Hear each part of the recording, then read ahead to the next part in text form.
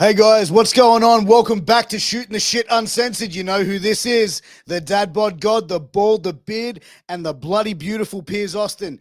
And tonight, we got a fun one for you guys. Seriously, we got Rochelle Rogue. I love chatting with Rochelle. Every time I'm on a show with Rochelle, it's always a great conversation. Every time she's been on the podcast, it's been great conversation. Everyone has enjoyed it. I've enjoyed it. And I'm excited to have her back on. Pardon me. But before we get into it, let's take a quick second to talk about healthvape.com. Now, HealthVape is your healthy vaping alternative. All of their products are no nicotine, no addictive or harmful chemicals. They help restore your energy while giving you the vital boost you need to get through your day. And they are vitamin infused. So go and check out all of their vape and pod products. Use that promo code MWAPOD to get a 10% discount on your final purchase. Also, wherever you are finding us, wherever you are tuning in, I appreciate you. If you're tuning in on YouTube, please like, share, subscribe, hit the bell to stay notified, tap the little red button and tap in. But if you're listening on a podcast platform, I also appreciate you, but make sure you do us a favor and give us a 5-star review. It helps us bring more amazing conversations to more amazing people. But without further ado, it is time to get in to my conversation with the one, the only, Rochelle fucking Rogue.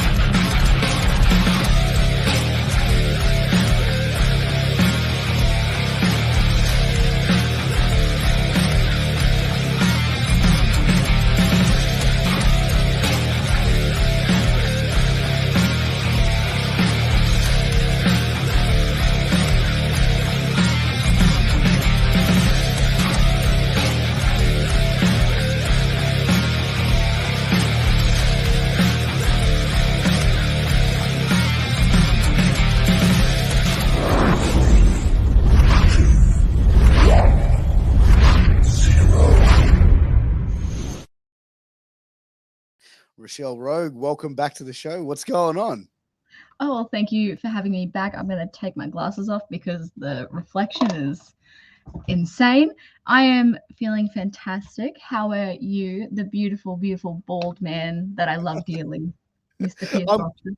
I'm good. I'm so glad to have you back on. It's been a long time since we've had you on the podcast. And I meant what I said with the intro, every time I'm around you and Cobes, Kid Valiant, sorry, keep it kayfabe. It's always great conversation and it's always great to sort of, catch up with you guys because it's always fun. But 2022, you had a pretty big year. Winning the FWA title. Now 2023 looking big. You're now like based in Melbourne as well, which like you do get booked quite a bit in Melbourne. So now I can sort of, and obviously there's a few other things in getting you there to Melbourne as well. So, what are you mainly looking forward to now in 2023 after having such a spectacular 2022? Sorry, my cat is being a right and proper little shit at the moment. He's in the zoomy mode and it's like, dude, why now of all times?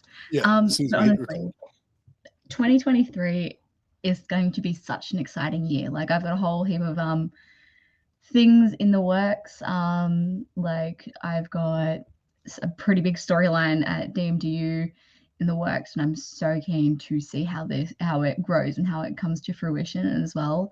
And then I've got still coming up to Foire like within the year, which is going to be great. I love FWA with my whole heart. Like it is my home, regardless of where I'm based or where I am. Shout out my boy 5-Star Flash.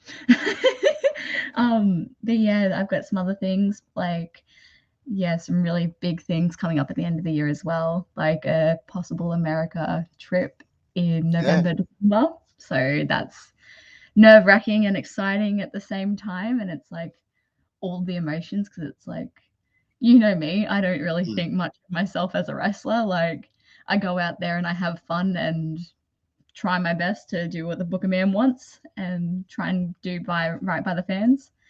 But that's the So thing, like yeah. you should have more confidence in what you have. Like I remember before I met you and I saw you and I'm like, this chick is a badass. Like you had like an intimidating look. And I remember like I think it was like someone organized our first podcast together that we did.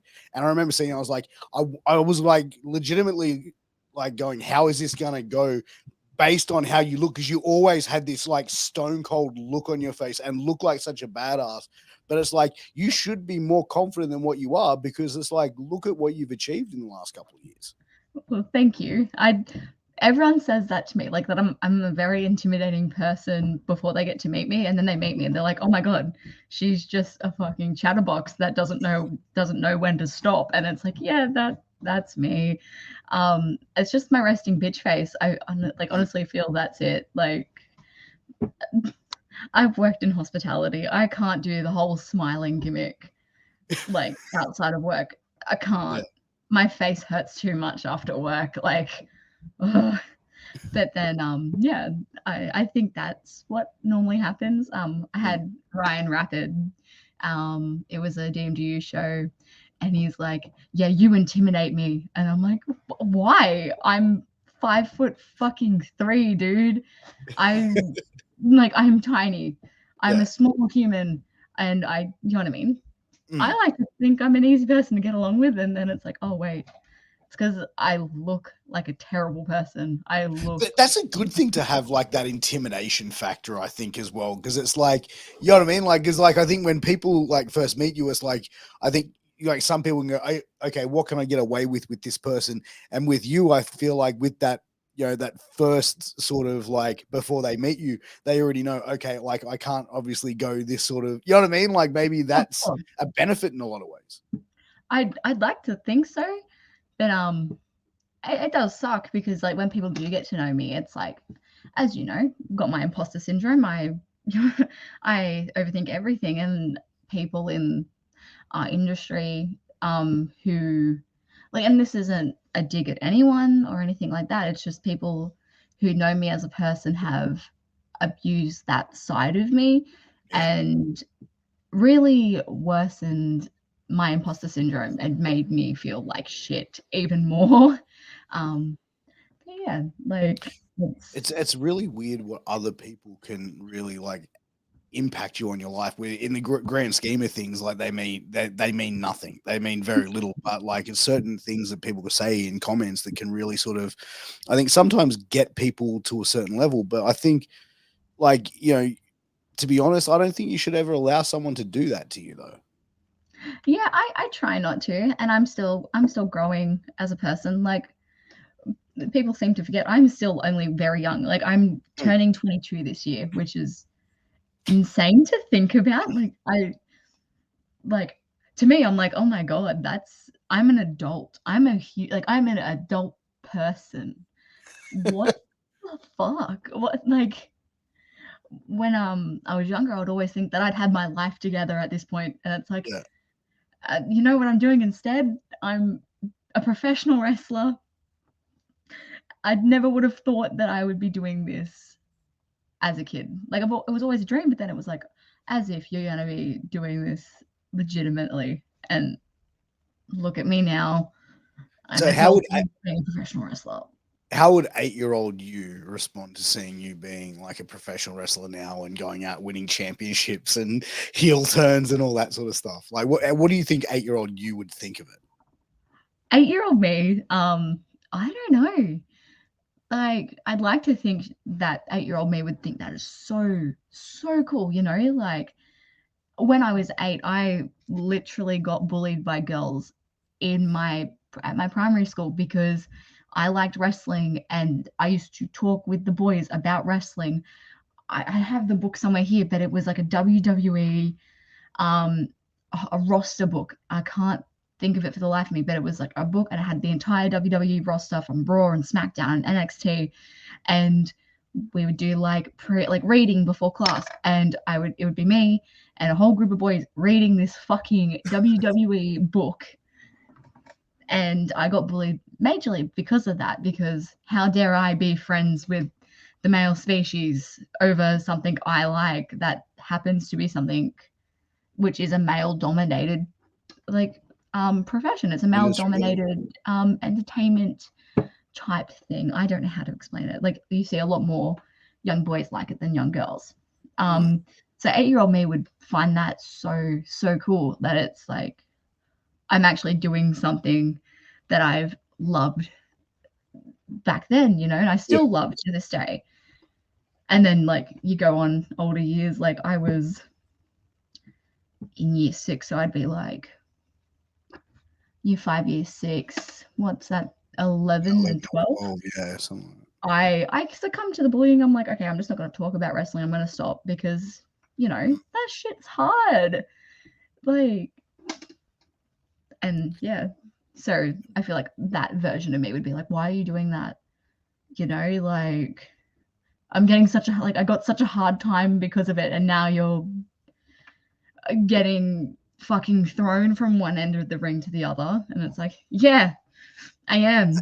Have you ever had like run into like anyone you did go to school with, like after you have become a professional wrestler? Like, yeah, so like, what are you up to now? And you're like, actually, I'm a professional wrestler.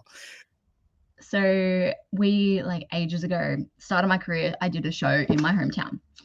And I kid you not, when the same people that bullied me relentlessly over this came to the wrestling show, like to support me, and it's like they were general admission or front row, and it was absolutely insane to see the look on their faces when I went toe to toe with with Matt Gage. I was wrestling Matt Gage on that show, so I went toe to toe with Gagey Baby, and the look on their faces was priceless. And then after the show, they were like, "Oh my god, can we get a picture? That was so cool.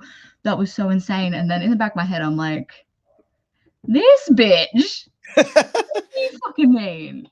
Yeah, but you know what? People grow up as well. Like, you know, like I remember back in like school, some of the stuff, like I think in primary school, you go through stages as like, okay, this person gets bullied. Now this person gets bullied.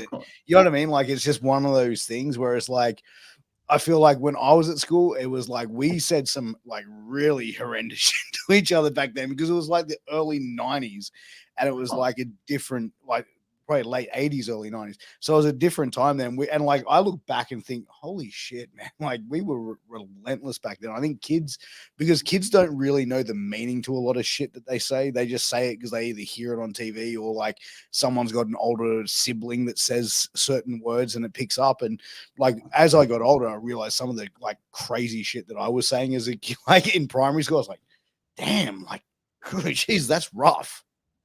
My god. See, I feel like, so I went to like primary school in the early 2000s. So like we were more progressive. Yeah.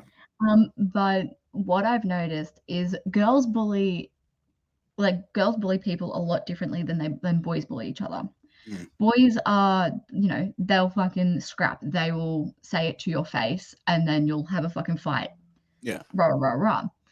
With girls, a lot of the time, this is not 100% accurate. This is just the majority of how this happens. Girls are more sneaky and behind your back, and they'll spread the rumors and they'll isolate you to that point where it's like they've made everyone else go against you, which is, it's stupid. But maybe that's like the wrestling business in some cases. You're not wrong. But like I feel like for you though, like after that, were you like, you must have felt pretty empowered though, like these people that sort of tormented you for the longest time and now coming and being like, hey, can I get a photo with you? That was pretty badass. It did warm my heart because it's like, yeah, that's right. You gave me hell for this and now you're the one asking me for a fucking picture. Yeah. And these like are the same people that thought that they were fucking top shit. They thought that they were, you know, fucking, they came straight out of God's asshole. Like they're those types of people. Yeah. And to think that they were like asking me for a photo because they thought I was fucking cool. I'm like, righto. It's crazy. It was funny. it's crazy how like times change, but how people change as well. Um, but I want to ask you about like is like you started like there's a new company that you're a part of, Mhm. MXW, which is kind of like I've seen. I don't know much about it. I don't know who the promoter is. You till you told me obviously before the podcast. Um, tell us a little bit about MXW. Like, what sort of like fed is it? Is it like what sort of style of wrestling is it? Like, what can we expect to see on these sort of shows? So MXW is kind of like an all-rounder type thing. It's more family friendly. It's a very like it is a family friendly environment, and it's very inclusive. You know, to the point where they made like they had a whole not a whole row but half a row set out just for people with wheelchairs, who had mobility issues and stuff like that, so that they could easily access and be able to have their own area where they're not needing to move chairs. They're not needing to, you know what I mean? Yeah, Feel excluded because they can't sit in the crowd. And it was like a heartwarming warming thing for me because you don't see that shit at wrestling shows. You don't see, you know what I mean? yeah. Dedicated areas for people who can easily access, like easily access the bathrooms, the easy access into the crowd where they can actually watch the show instead of being out the fucking back in the middle of whoop whoop Mm, and not like getting on the action. But other than that, MXW is a place where people can grow as well. Like there's a lot of guys who are really green and they're still learning and they're getting a chance to show and showcase what they've got. mm, And there is so much untouched talent within MXW, and it is insane to see, and I'm so excited to see what else that they can bring. Like there's something there for everyone. You've got your high flying, you've got your brawlers, you've got, you know, people like Joel Bateman on the fucking show, so you're bound to find something or find a niche of wrestling that you enjoy, and mm. you will find that at MXW. It's not that it's pigeonholed into one genre or one category of wrestling. It is something for all different types of fans of wrestling. Like Melbourne's like a hotbed for professional wrestling, pretty much like Sydney is. Um, like, what do you think? Like to be for MXW to do something different, what other promotions are currently doing in Melbourne and Victoria? Like, what do you think that they can do to really sort of set themselves apart from being different from the current crop of promotions there? So MXW in itself, we as MXW had the first ever show in Horsham, Victoria. Horsham is 3 hours from Melbourne, and it is a country town, small country town, and that's one thing that has set them away from the entirety of Melbourne wrestling is they are focusing on the small little towns that don't get wrestling. They don't get to have, the fucking music festivals right down the fucking road. They don't get to have that type of closeness. Like they can't get on a fucking train and be within fucking 10 minutes they're in the city. Yeah. They don't get that. So MXW has made a very smart move in the sense that they're going to the small country towns and targeting those types of audiences Mm. because I'm a country girl. I'm a Yeah. country girl at heart, and you know this. The Yeah. fans know this at this point. Like, and this is something I feel like is not talked about enough in wrestling. Yeah, you want to go into the big cities because it's an easy crowd. It's an Mm. easy place to draw people in. My thing is, I would love to see every company. You got your top tier companies, your fucking everywhere in between. I would love to see them try and go out into the middle of fucking whoop whoop and pull on a fantastic show, fantastic production, and still get a solid crowd. Mm. It's interesting because, like, for AWE last year, I went and did a show down at the South Coast, down near Nowra, Yeah, and like to be honest, it was one of the hottest crowds I'd ever been on, and it was like 400 people plus jammed into yeah, this place. Like there was like no seats left, and like this crowd was like so hot for it. And speaking to like people from the audience after the show, they're like, we never get this, and they were like saying to me like, can you guys please come back, can you guys do a show here every month? And it's like, that's crazy. And they had this massive like, you know, theater type area for it as well. Like it was perfect for wrestling. Yeah, exactly. Like it's something, and I've been saying this since I was in New South Wales, since I started wrestling. Mm. You need to target the small country towns because that's where the money is. And a lot of promotions get very iffy about it because they're not making as many online sales. Online sales don't work in country towns. And the reason for that is because half the time they'll look at the paper or they'll look at a flyer or they'll look in a shop window and it's like, oh, I've got the weekend off. I've got the kids. Fuck it. Let's go down to the local RSL, pay the $50 for all of us to go watch, and we'll Exactly. sit down and have a night of wrestling.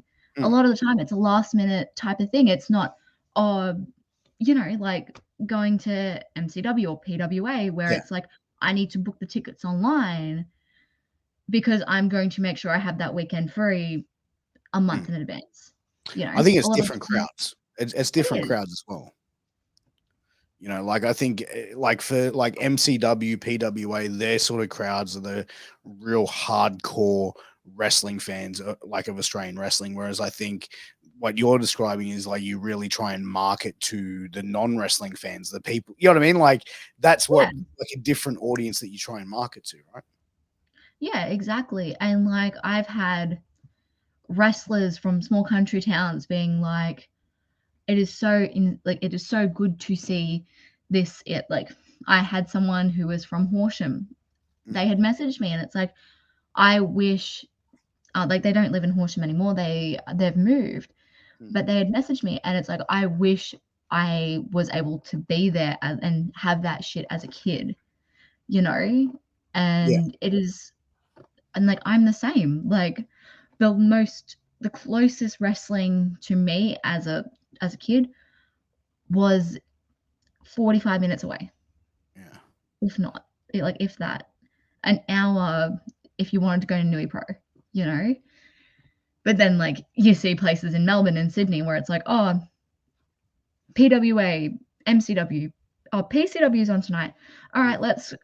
let's go in the car. We'll be there 30 minutes, an hour, Yeah. depending on traffic. You Yeah. know, like it's just crazy to see. And But I love it. And I feel like my heart. IWA in New South Wales does the tour, like the summer tours and the country tours, really, really well, and have been doing it for a long time as well. And that, like, they always seem to get successful crowds wherever they go. Exactly. And it's because they know the target that they're going for. And like Mm, I'm not hating on any of these bigger companies. It's just like imagine if you could go to a small country town. I can guarantee you could probably get a bigger crowd than what you do in the city out in the middle of nowhere. And if you can make these people who don't watch wrestling believe in what you are putting on, then you have done your job right. You exactly. know, instead of I'm going to go wrestle for the hardcore wrestling fans that get wrestling. They understand that you're a character. They Mm, don't necessarily believe it because they know the business yeah, to a degree. exactly. Like they know, oh, I'm supposed to boo for you because you're a heel. I'm supposed to They know cheer the for you because simple you're a stuff of baby like, face. oh, heel versus I mean, a heel baby face and stuff like that. But that's the thing with those sort of crowds as well, like those more smart, I don't want to say smart marks, but the smarter, more knowledgeable fans. How do you feel performing in front of fans like that compared to like the regular punters? I I get intimidated if I'm being honest. Like I've got my imposter syndrome and all that type of stuff, which I've basically all I've been talking about this entire podcast so far. But It's all that's good. the thing, like you go out there and it's like, this fan watches New Japan, they watch Ring of Honor, they watch AEW, they watch WWE, they watch Noah, they watch AAA, they watch all of these big companies, and they've learnt the business. people need to realize that fans aren't fucking dumb. And a lot of wrestlers are like, oh, they're just a mark. And it's like, no, this person is an individual. You know, they like human beings are so fucking intelligent. Don't treat them like they're less than because they're a fucking fan. Like my entire thing, you can ask anyone that I've shared a locker room with. I don't understand not I don't understand it, but I don't understand the bullshit that comes in wrestling because we were all fucking losers in high school that got fucking bullied because we enjoy wrestling. It's the same with music. Like you see musicians, right, that go on and become like Kurt Cobain, prime example, right? Yeah. Went on to become one of the hottest rock stars in the history of music, right?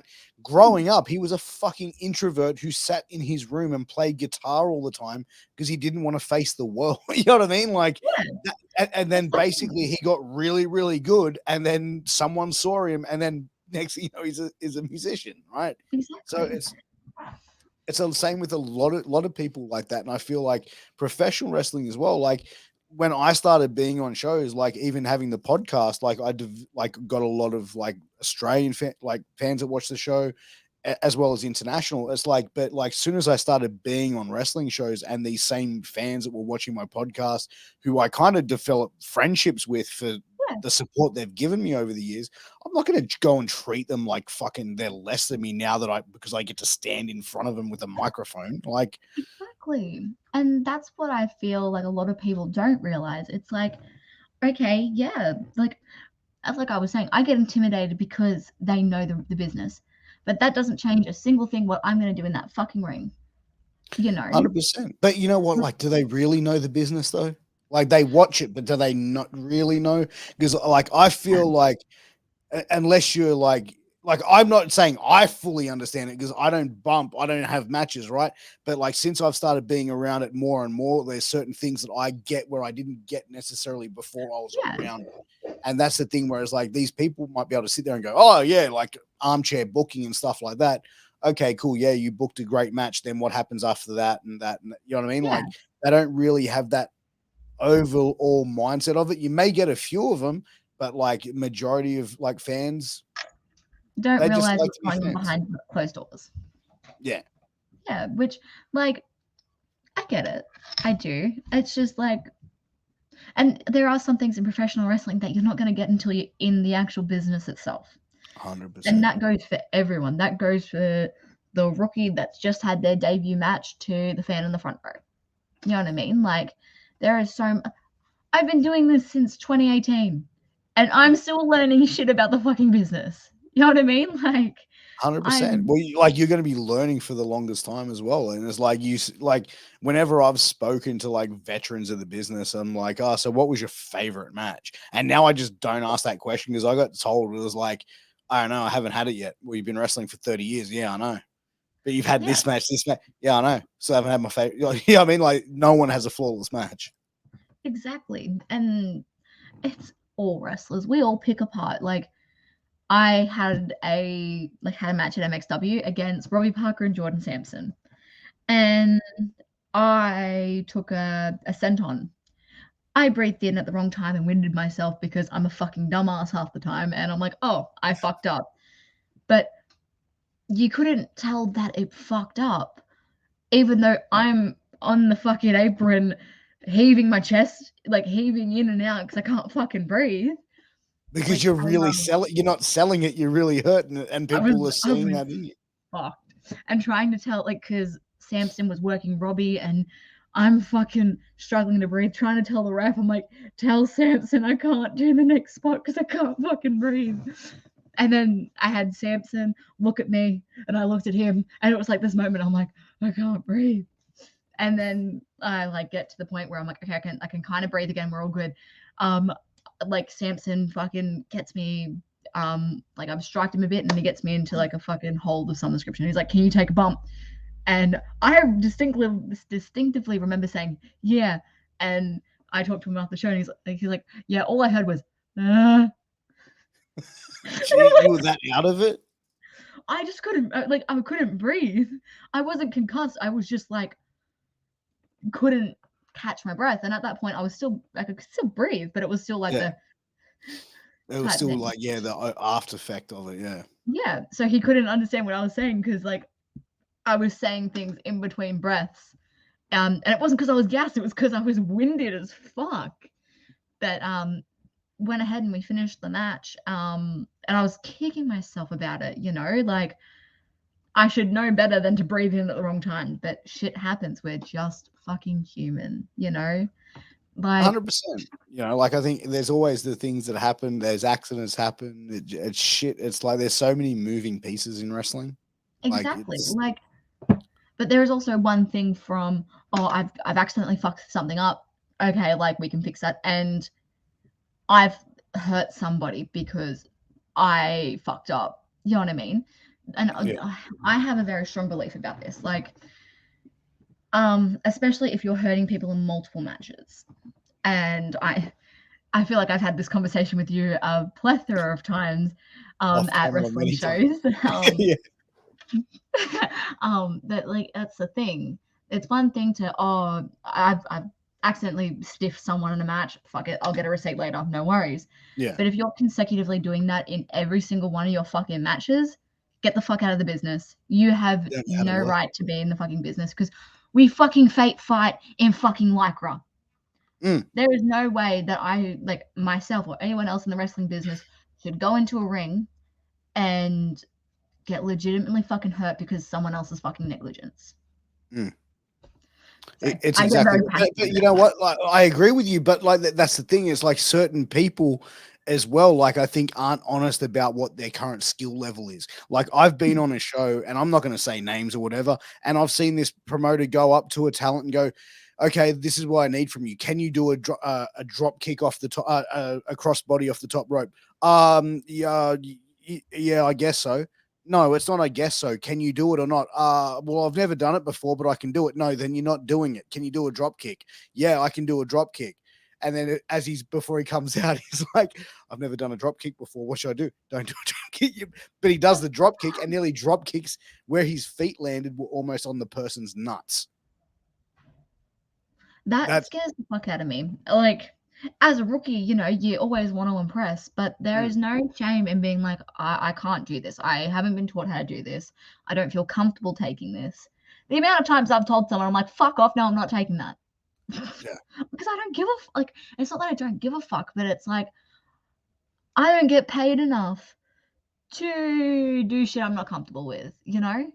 100%. And why are you going to do something you're not comfortable with? Because at the end of the day, if you're sitting there like questioning something or you have Yeah. a moment of hesitation, and this is something that I've been told many times, you hesitate in wrestling, you're going to fuck yourself up or you're going to fuck someone else up in the process, man. Like that's like, do you remember the whole New Jack Vic Grimes spot at ECW, the thing at Stark where they came off the fucking scaffolding thing?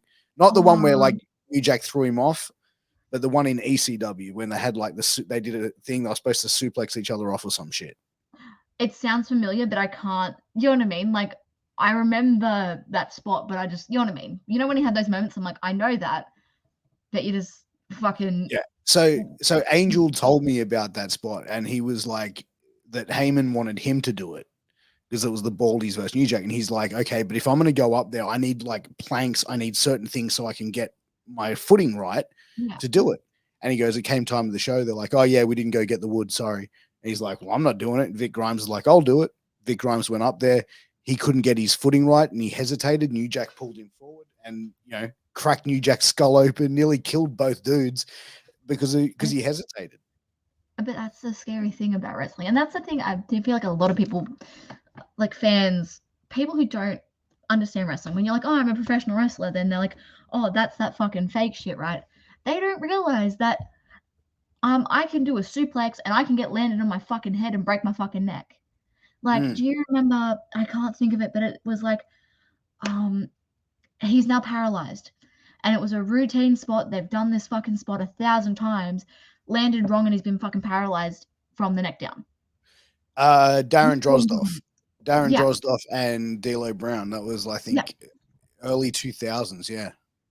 But that's the thing they don't realize because they don't fucking talk about that shit. You know, it was a routine fucking move. Was it the power bomb? He went for the low down, which I think is like a it's been a while since I watched D'Lo Brown matches, to Yeah, be honest. But like, it's kind of like a power bomb. But like for memory, like when I like looked into it, because we had to do it for Wrestling with Tragedy, this story, like the whole thing was Droz was wearing like a loose fitting singlet, and when he yeah, picked him up, like it got caught, and couldn't get all the way up for it.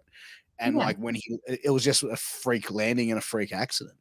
exactly. But that's the thing. Like those guys had wrestled each other 1,000 times. They would have trained together 1,000 times. They would have done that move 1,000 fucking times. And it was a freak accident, a freak fucking landing.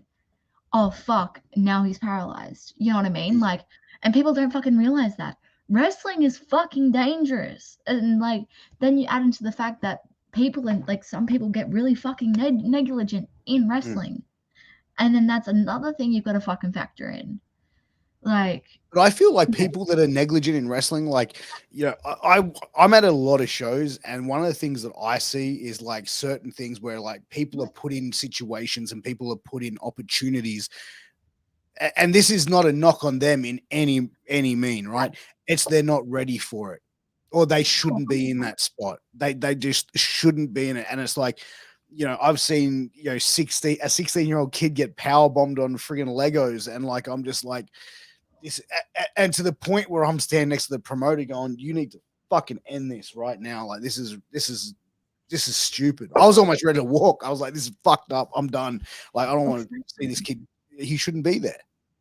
exactly. And like, I know a lot of promotions that are, I won't book someone until they're the age of 18. Mm. DMU is one of them. Like, they're very much like, we need to wait for you to be 18 before you do any of this type of shit. They're very fucking strict on it.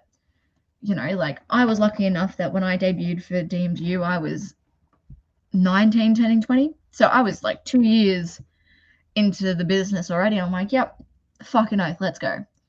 But a lot of people are debuting when they're, and it's a scary thing. Like I debuted at fucking 17, and I think But I that's was the thing. Like way I too think quick. as well. Like if you debuted at 17, but you've been training since you were 14.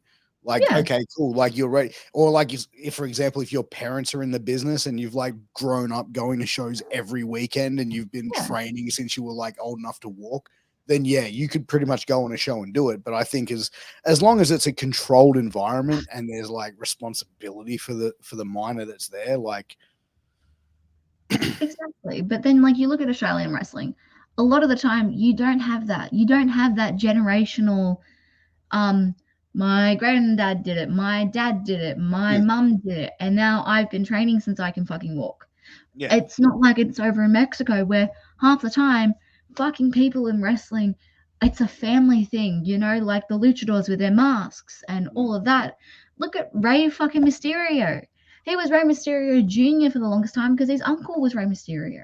100%. Yeah. And like he's been training since he was a fucking child. In Australian wrestling, we don't do that. A lot of the time, half the people start at when they're fucking 16. Mm, And then you look at it and it's like, okay, why are you putting a 16-year-old in a fucking like taking a power bomb on fucking Lego at 16? yeah. That is it's a fucking dumb idea, you I'm know? not gonna lie, it rubbed me the wrong way. Like it rubbed me Exactly. the wrong it rubbed me the wrong way because I'm sitting here going like, this is the most dumbest shit, unnecessary shit that this kid's getting his ass handed to him. And I even said to Exactly. the kid afterwards, I go, you're a dumbass. I go, seriously. I go, don't do this shit. Don't go do these like stupid spots. I go learn how to do the basics, man. Like it looked Exactly. horrible. Like, and as you know, I'm a lover of the deathmatch scene. I'm a lover of Mm, hardcore wrestling, of stipulated matches. But if I was to have a kid, say I popped out a kid right now, and this yeah. kid, by the time they're fucking walking, they're in a wrestling ring, which when I have kids is going to be the fucking case. I'm a wrestler. I'm always going to be around the fucking business. Like Yeah. my child will grow up and half of the wrestlers I hang out with are going to be like auntie something or uncle something or Yeah. you know what I mean? Like I literally just hung out with Jason the Crusher Cole today. And I 100% he will be the uncle of my children, regardless if he's blood related or not. You know what I mean? Like, 100%. but it's going to be a different thing when my children are wrestling. Even then, I'd still be like, you're not going to be wrestling until you're 17, even though 17, 18. Like, you know what I mean? Yeah. Because they're still growing. You know, 100%. Like for me, like if my kids said they wanted to come and get into it, like I feel like I'd be like, all right, cool, because the business has changed so much now. Whereas like, and plus, like I know where like the good places are that they could go, and where I necessarily don't have to be there, and know that my kids will yeah, be looked after there, like on shows or whatever, wherever it may be, from people, because like I have been around it so much. But yeah. I'm hoping for that day. Like I know for a fact my daughter will be the one who gets in the business before the boys I'm do. waiting for it. I'll be her debut match. I'll make sure of it. I'll be Done. like, fuck yeah, fucking oath. Let's go. She'll be I'll like, I be don't go like, over. I'll be like, what? Oh, let's say like in, She's 4 let's say now, so like 15 years time. yeah, 15 years. 15 years, probably less. I don't know. Yeah. Um, By I this stage, yeah, she'll probably be wrestling in a year or two. will be nearly in my 40s. I'll Damn. be 37 in 15 years time. Damn. And I'll still be like, I'm still gonna be older. My age now is still older than what that's gonna be, which is really depressing. Which I think I had that conversation when I had Valiant on as well. He's like, yeah, my dad's younger than you. I'm like, fuck off. Fucking hell. Fucking Valiant. What are we gonna do with him? I don't know. He's your mate. He's fucking your mate. He's I don't know, man. He's always around you, so I don't know. I But don't know. like what do you think, like as far as like the deathmatch side? Like I know that you are a fan of it and the hardcore style of wrestling and stuff. Is that something that you want to try and do a bit more of down the track? So, like, I've had this thought and I've had conversations and stuff. I love deathmatch wrestling. I love hardcore wrestling. I love stipulated matches. I love it all. But for me, as a wrestler and as an entertainer, the only time I will realistically do them is if they make sense. Mm. You know, like I want the storyline to progress. I want it to be the ending point of the story and lead into either a new chapter of the same story or lead off into other directions, you know? Because there's nothing better than we're going to have a fucking blood feud match. We're not leaving until one of us is not leaving the fucking ring. You know what I mean? Like those types of matches, that raw, pure The fucking build to aggression it. and emotion. And like, I love, don't get me wrong, I fucking love them, but it's like, you don't see that when you're seeing deathmatch wrestling or hardcore wrestling with the same people all the time. You need the storylines there to build up to this insane stipulated match. But I'm also like a mark when it comes to fucking deathmatch wrestling because I'm like, yeah, weapons. We want to Hell. see people like get cut open and shit. Like, like that's the thing. Look, I'm a fan of it. Like, but I think like as I get older, like I watch it differently now. Where it's like I like to see wrestling, and I like to see it make sense. Like I don't like to see people just beat the shit out of shit for the sake of it because I just feel like it's just whatever. But I feel like deathmatch wrestling in particular is like a lot of deathmatch workers, like for majority, to me look like they don't even go to the gym or look like they've even picked up a weight. And I think that Yeah, that's probably why it gets such a bad stigma because like not a majority, but a certain select few yeah, just look sloppy. They don't have ring gear. Like, you know what I mean? Like they're not good yeah. workers. All they can do is swing a light tube. Yeah, exactly. And I understand that completely. Like, as I said, I'm a mark for fucking deathmatch wrestling. If I see Joel Bateman fucking coming out the fucking stage with a fucking light tube in hand, you know for a fact I will be screaming my fucking lungs out from the back of the fucking room, being like, yeah, Bateman! And same with all Okay, the no. deathmatch. But for me as a wrestler, Mm. I and for me to do those types of matches, I need it to make sense. Yeah. And the only time I would do it outside of not making sense was if I'm wrestling Joel Bateman, Vixen, Mad Dog, Crackerjack, all of these people that have been such stake up. And if Lobo ever comes back, fucking knows I'm going to take that fucking opportunity by the fucking balls and run with it. But you know what I mean? Like, I would wrestle those guys in a heartbeat in a death match, especially so that I can understand what's going on. Yeah. Because you've got the death match wrestling scene, and then you've got the wrestling scene. It's like a Venn diagram. Yeah. The matching thing is wrestling. Well, majority of, like, it's more like a majority of the stuff in normal wrestling is in deathmatch wrestling. The only thing that's different is weapons in deathmatch wrestling. Sure. Yeah. But the thing is, I would love to do a match with a veteran in deathmatch wrestling, which it doesn't have to make sense. But the thing I would love to do is so that I can learn. So for when I do a fucking death match or a stipulated match later on down the track where it makes sense for me to do one, I know, okay, this is how you throw this. This is how you do this. This is how you do this. This is the right place for you to put this move onto this type of thing. You know what I mean? Like, that Yeah. type of stuff makes sense in a wrestling sense. Like, and it's a big thing. You want to make sure that people know what they're doing and how they're throwing shit and how they're working with the weapons with the other person in the crowd. Like, Do it the safest way possible, really. Yeah. exactly. And that's the thing. Like, and for me, that's the only time I'd realistically do a death match without it making sense, is so that I can learn. Because my But I big feel like thing even in that sense, like that they can still make it make sense. You know oh, what I mean? Like exactly. you know what I mean? Like you could make a storyline happen on a night. You know what I mean? Like to turn it into that. I feel like One of my favorite deathmatch wrestlers, like, and I love all of the guys in deathmatch, like, don't get me wrong, but Mad Dog McCree, a fantastic worker, but the way he works with deathmatch, and he's been doing it for fucking pretty sure as long as I've been alive, or longer, probably longer, because I think the match he had with Lobo was in 2002, 2003, the big yeah, I fuck think off it was one. 2002. Yeah, the barbed wire. Yeah, the big fuck off. I remember hearing about that like back in the day. And it was like this is before where like shit wasn't uploaded to YouTube straight away. And I remember hearing rumors about it. That was like one of the most craziest things ever.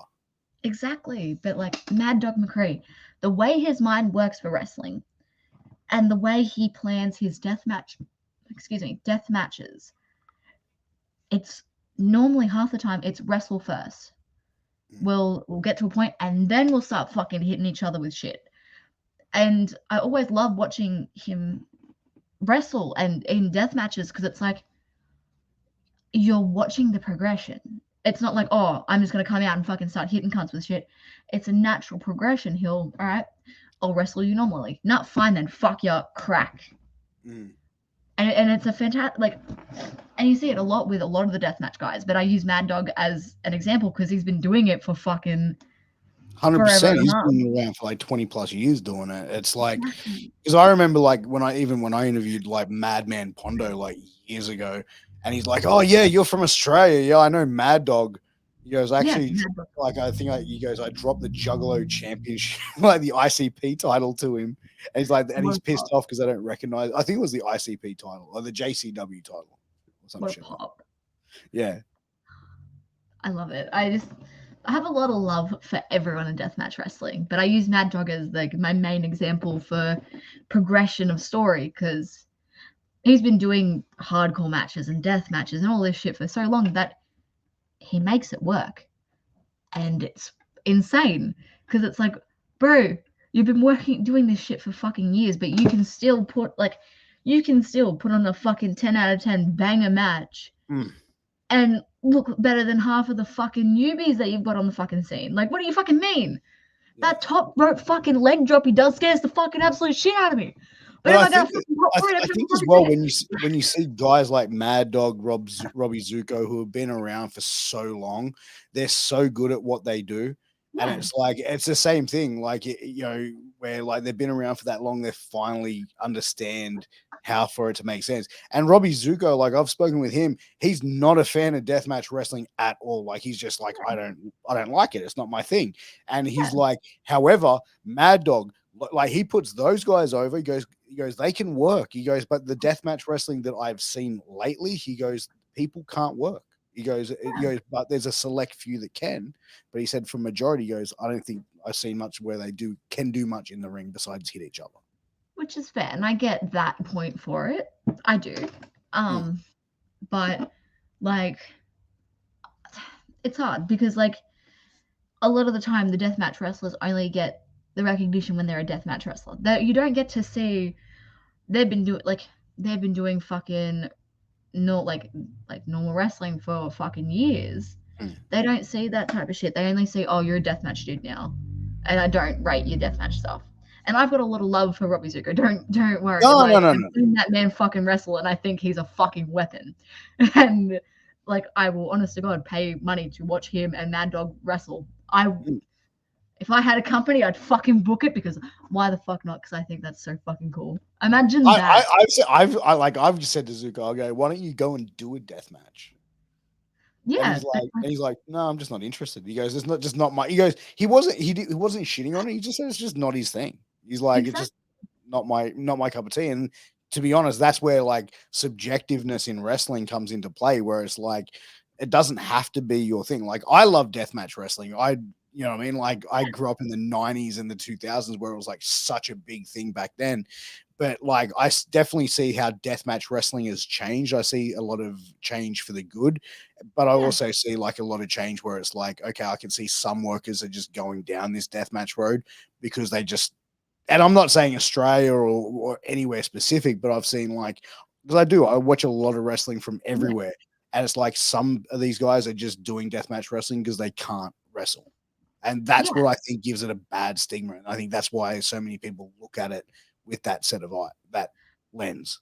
Yeah, no, I get it. And then like you see it on like you'll type in YouTube and then you'll see proper backyard companies doing death matches and it scares the absolute shit out of me because like here I am watching Mad Dog, watching Vixen, watching Joel Bateman, Callan Butcher, Damien Rivers. I'm trying to name names and now I'm running out of names.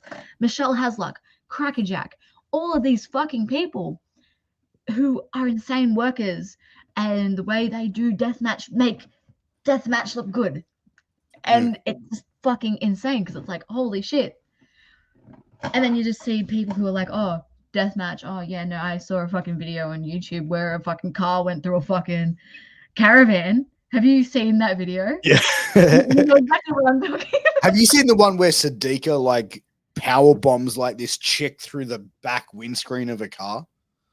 No, but I feel like I'm going to need to watch that because, To be honest, like it looks fucking horrendous. Like I watch it and I'm like, that is just way too intense. Like that was like ridiculous. Like this chick looked like she was folded in half, and it was like I don't know, it was like some Mexican death match or some shit like that. But I'll find the clip. I'll send it to you because it's ridiculous. please, because I think Yeah. that'll be a fucking moment.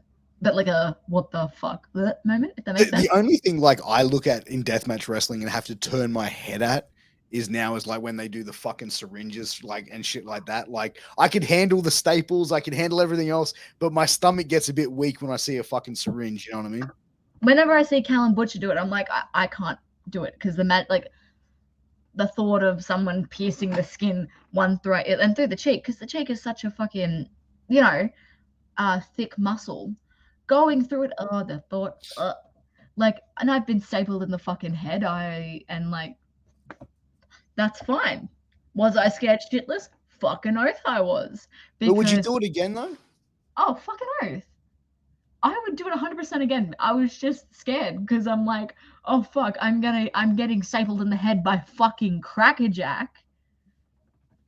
What the Be- fuck? be- Being a friend of yours, I saw that and I watched it. Like I was sitting there with my wife and I was like, oh, I can't watch this. And she goes, why? And I said, oh, I'm going to say your shoot name because that's what I say when I say, oh, Yeah. I said, oh, that's Elaine. She's like, oh, that's her. And I'm like, yeah. She's like, my wife's like, what a bad bitch. I go, yeah. Amy like loves her because of the whole pirate thing. She's like, yeah, don't show our daughter that. Not She's yet. like, yeah. I For was a like, few no, years. yeah, yeah. For a few years. I said, then Rochelle will be doing that to her. So. Not yet. I will wait. I won't do it. I will do it when, fuck it, in Her sixth 18 birthday. years. Her sixth birthday. Let's do it But then. yes, her sixth birthday, I'm just gonna come in and I'm like, you know what? Welcome to the business, kid. And I'm just gonna staple. Staple a birthday card to her head. I wouldn't even be mad at that. I wouldn't even be mad. I would just be like, this is freaking awesome.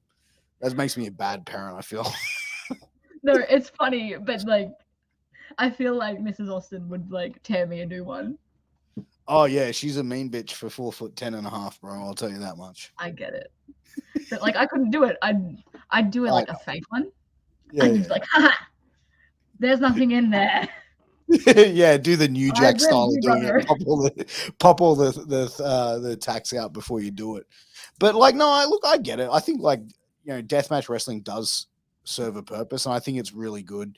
And I think it's good now that you're seeing more like wrestlers that come from and not being in the deathmatch thing, like giving it a go and trying to get involved in it. I just feel like in America, like because they've been doing it for so long, Japan, they've been doing it for so long. Whereas like here in Australia, like having a promotion which is like focused on death matches, Yeah, like it's still kind of like in its infancy, really. So I feel like it's probably going to be a few years before we start really seeing like a lot of talented deathmatch workers coming out of Australia. exactly. And like we've got new companies that are focused on deathmatch. Excuse me, deathmatch is coming up. Like you've got as AOW, I think it is, and Australian Outlaws of Wrestling, and that's a new deathmatch company that's up and coming, Mm. and it's like you see it and it's like okay, I and like the people that I know that are getting booked on it are these naturally talented fucking deathmatch wrestlers that can fucking put on a fantastic match and make people believe in deathmatch wrestling. Make people believe in wrestling, making it, you know what I mean? Yeah, Getting 100%. that uh, not the fear, but making people understand that it is another valid point of wrestling. Like fucking lucha libre, like your high flying, like your brawlers, like your fucking strong style, your powerhouses.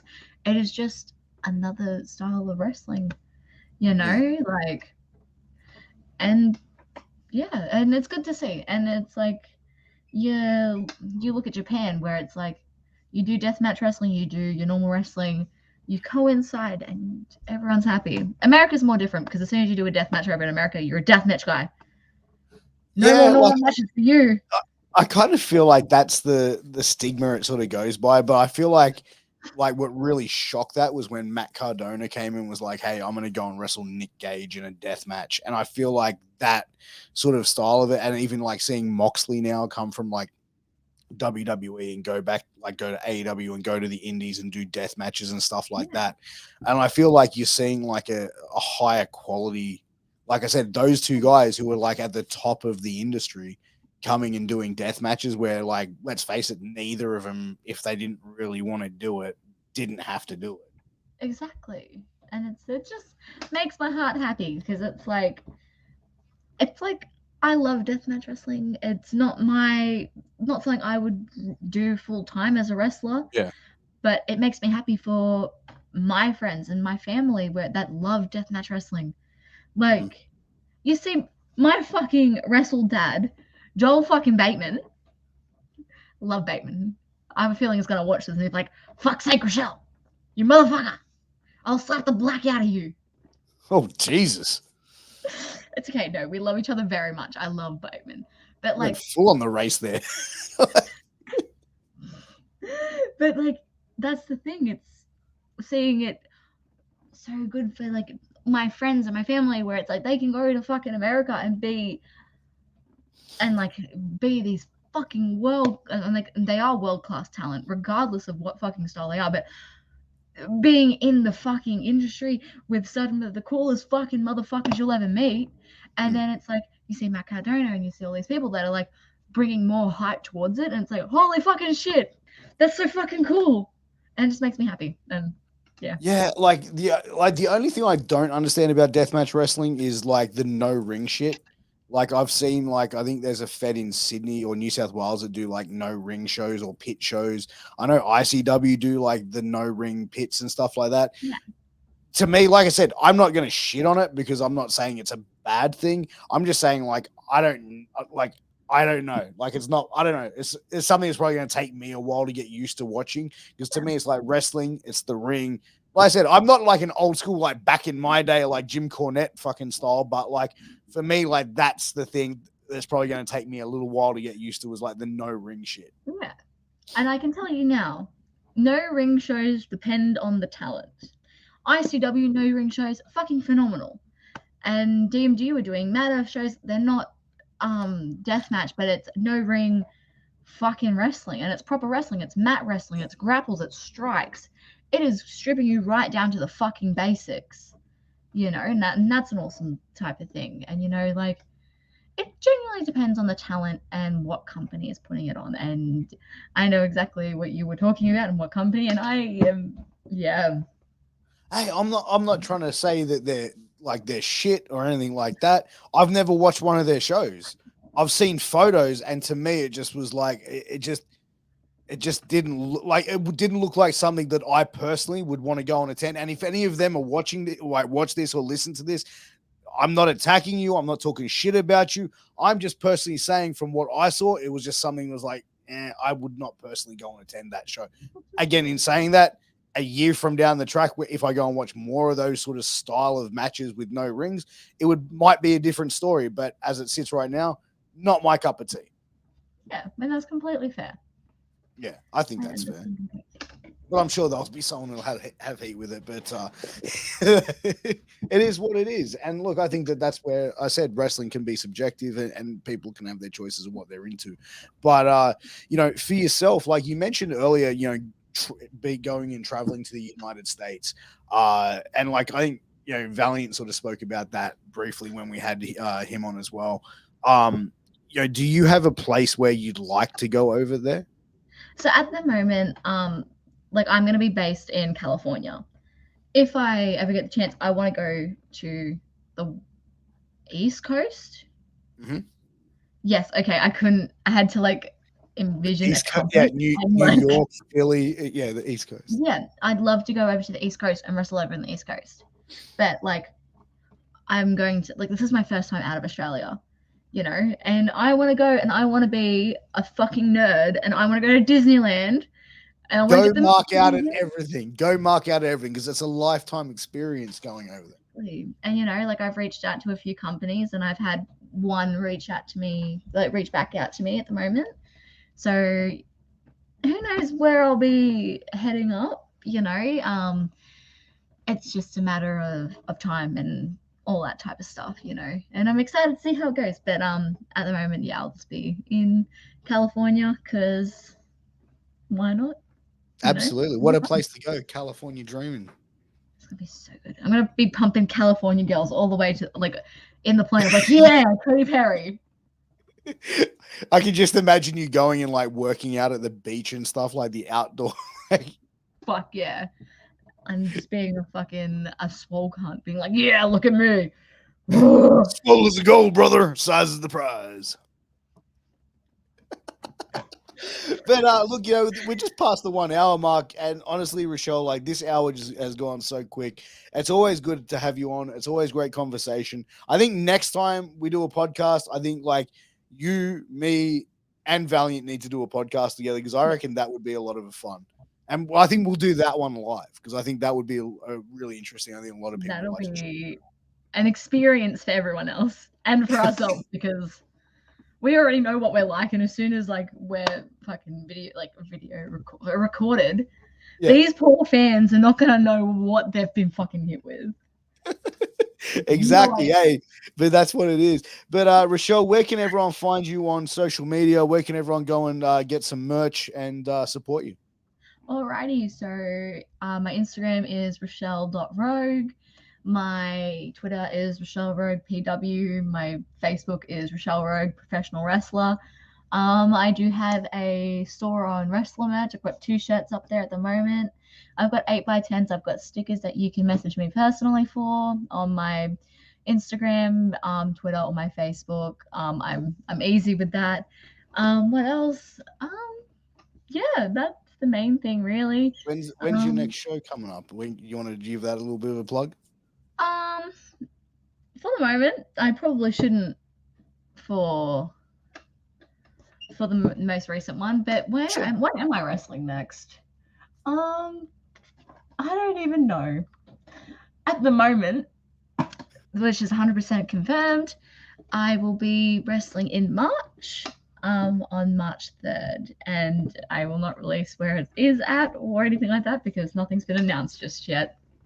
Well, there you go. Once it does, I'm sure we'll be able to share something on our social media to show where Rochelle's going to be wrestling. So make sure you follow us on at STS Uncensored on Instagram and also on Twitter. You can also find me at the Piers Austin on Instagram and Piers Austin on Twitter.